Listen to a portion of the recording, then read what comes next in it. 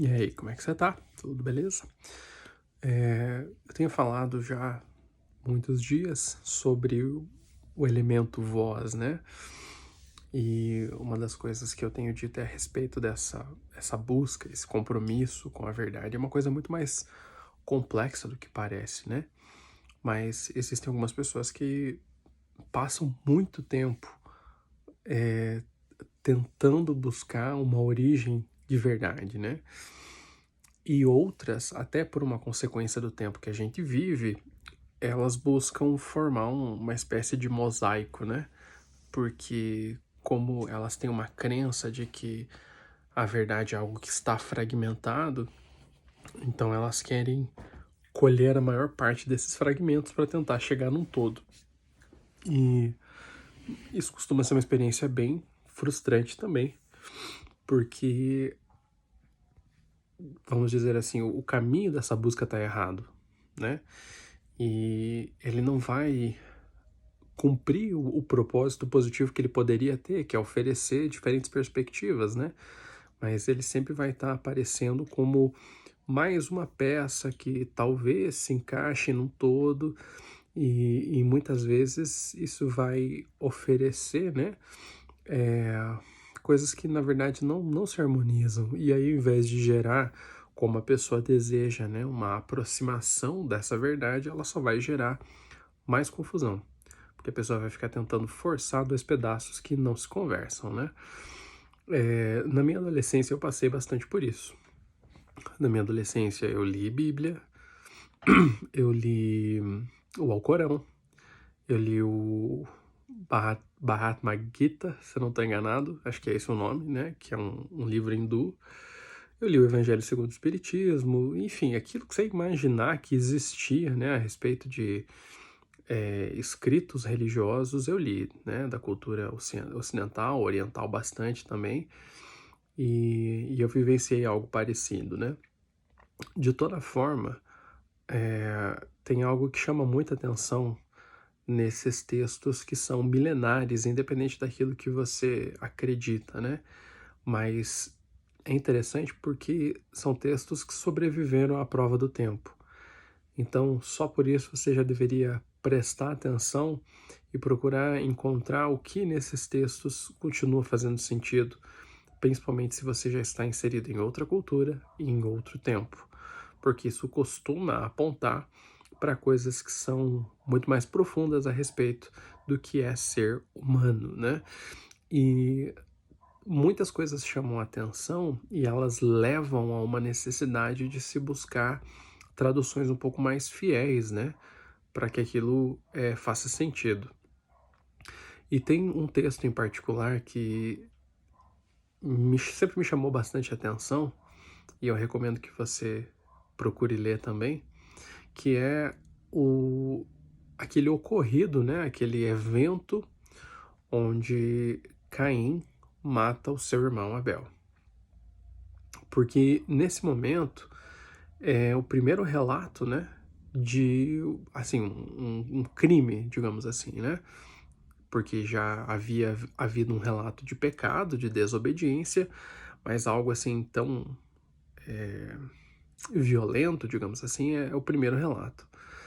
E é muito interessante porque quando isso acontece, ele tem um diálogo com Deus. E Deus fala para ele algo do tipo: você precisa se cuidar, porque o pecado ele está ao seu redor, tentando entrar, e cabe a você se proteger dele. É algo mais ou menos assim. Você pode consultar aí a tradução que você tem disponível para você. E, bom, voltando, né, a uma tradução mais fiel, e outra e outra e outra, até aquilo que mais se aproxima do original, é muito interessante porque o mais próximo do original é a ideia de que aquele vício ou aquela inclinação para aquilo que é mal é como se fosse um animal no cio, querendo se reproduzir com você. Então é uma coisa bem forte, uma imagem bem forte, né? Porque eu não sei se você já viu isso, né? Mas Um cachorro, por exemplo, quando ele tá afim, né? Ele faz coisas que é absurdo, assim, comparado enfim, a capacidade que você julga que ele tem, né? Eu tinha uma cachorrinha uma vez, uma Chow Chow, e eu lembro que teve um cachorro que pulou um muro de quase 3 metros quando ela estava no cio, uma coisa meio assustadora. E essa é a descrição daquilo que se descreve como a propensão do ser humano para aquilo que é mal, né? E como nos cabe resistir a isso, né? Então, nesse processo que a gente busca de melhorar, de crescer e se desenvolver, existirão certas coisas que sempre vão estar buscando com essa gana estar perto da gente, né? E tem um certo pensamento de Jung que se relaciona muito com isso, né? Ele fala que o lado sombrio do ser humano ele se estende até as profundezas do inferno. Então essa frase ela está muito conectada a isso, né? A esse potencial que existe para aquilo que é sombrio dentro de cada um. Você pode ter sido educado para fora disso, né? Mas aqui nós não estamos falando em desejo para isso ou possibilidade de ação, mas no potencial para ação. E todo ser humano realmente tem um potencial para aquilo que é sombrio, que é muito grande, né? A gente, de certa forma, sempre está nessa batalha. É isso, em partes, o que Paulo descreve quando descreve uma batalha entre o que é da carne, né, o que é corporal, e o que é espírito, aquilo que é mais voltado, né, o seu lado que é eterno e conectado àquilo que é maior do que você. Na minha história em particular, uma das coisas que tem esse poder é um desregrar daquilo que se diz, né? E, em particular, os pensamentos negativos que, com frequência, se transformam em palavras negativas. E, assim, eu tive a minha vida inteira pessoas me falando que eu deveria cuidar com aquilo que eu falo e que, enfim, as palavras tinham poder e esse tipo de coisa. Só que esse é o tipo de tema que é tão recorrente e tá na boca de gente tão sem crédito que é uma coisa que uma hora se torna meio, não, você tá falando isso porque todo mundo fala isso, né? E a gente teve uma inundação de bobajadas de autoajuda nas últimas décadas aí que contribuem às vezes até para que verdades que são profundas, verdades que são importantes mesmo, elas acabam assim caindo em descrédito porque elas são tratadas de uma forma muito rasa, né, muito superficial e até muito fútil. Mas eu tenho experimentado na minha vida o poder que isso tem.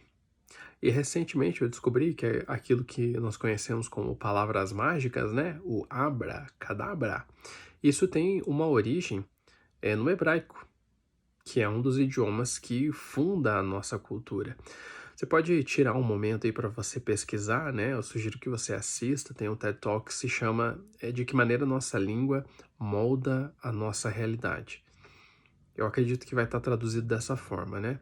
Eu assisti ele em inglês, mas possivelmente esteja traduzido dessa forma.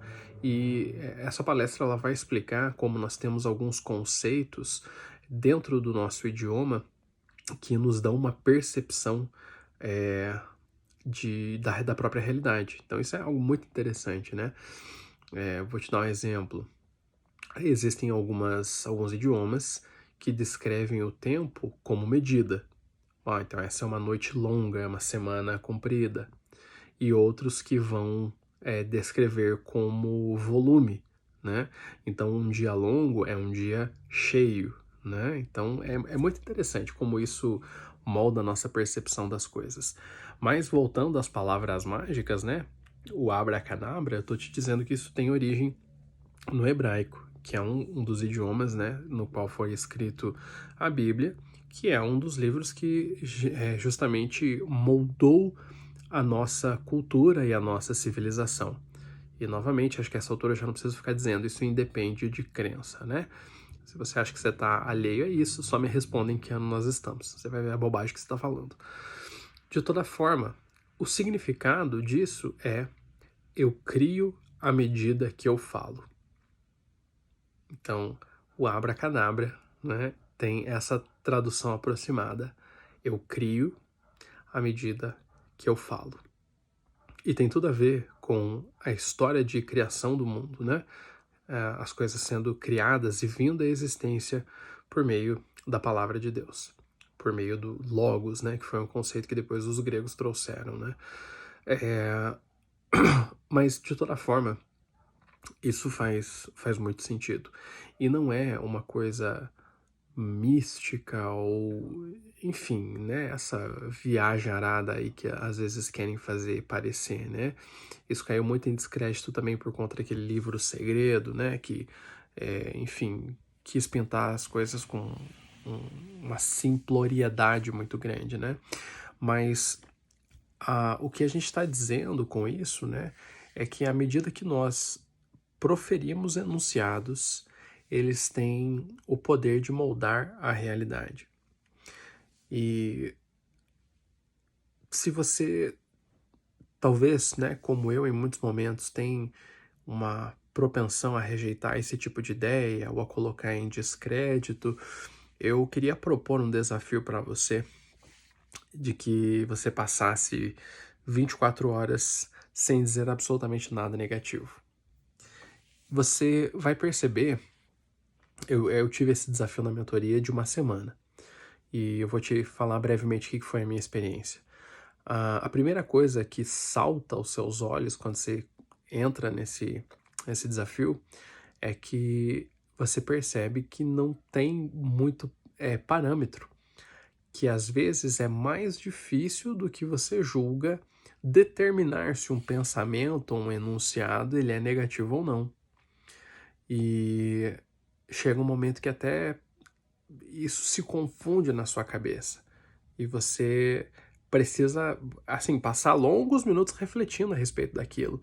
Então, isso por si só já deveria ser um indício para te mostrar que se algo se mistura na sua cabeça, que não tem contornos muito claros, talvez você não esteja consciente para a maneira que isso está se desenrolando na sua vida.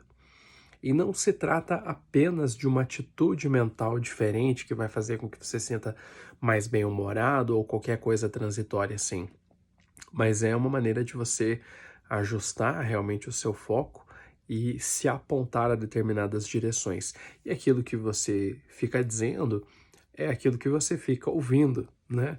Então vai se retroalimentando. Isso se torna pensamentos, na sua maioria, inconscientes também, e isso vai afetar bastante a maneira que você vai tomar decisões e a maneira que você vai avaliar os seus desafios, né? Porque, às vezes, com uma carga negativa muito grande, muito constante, você tende a considerar vários esforços como coisas que não são merecedoras da sua energia, né? E ontem eu estava falando sobre reagir prontamente às coisas, né? Isso é uma das coisas que gera justamente esse piloto automático de simplesmente reagir, né? Simplesmente. Bom, não tem outra palavra, é isso, né? É simplesmente ser tocado e reagir às coisas, mas aquele estado de prontidão seu, ele sempre vai ser pro negativo, pro desconstrutivo.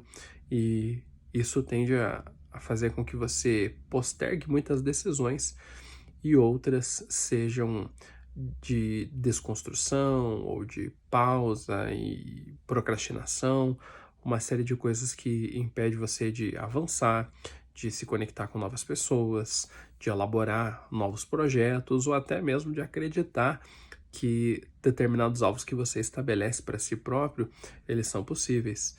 Isso limita você numa esfera almática, mas limita inclusive aquilo que você tem condições de fazer com seu próprio corpo, a maneira que você tem de cuidar da sua própria saúde, de cuidar do seu sono.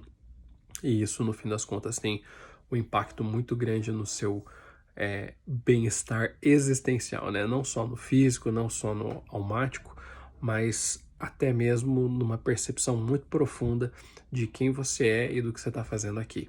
E esse é um fator que contribui bastante para que se obscureça a sua verdadeira identidade. Eu espero que você reflita a respeito disso que você tope esse desafio aí. Passa 24 horas sem dizer nada negativo e sem reclamar de nada. E por favor, vem me contar o resultado depois. Se ao longo do dia você não conseguiu saber a diferença dos pensamentos, tenta de novo no dia seguinte, até que você sinta que você conseguiu ter experiência o suficiente para poder transbordar esse respeito. Tá certo? Tamo junto. Até depois do fim.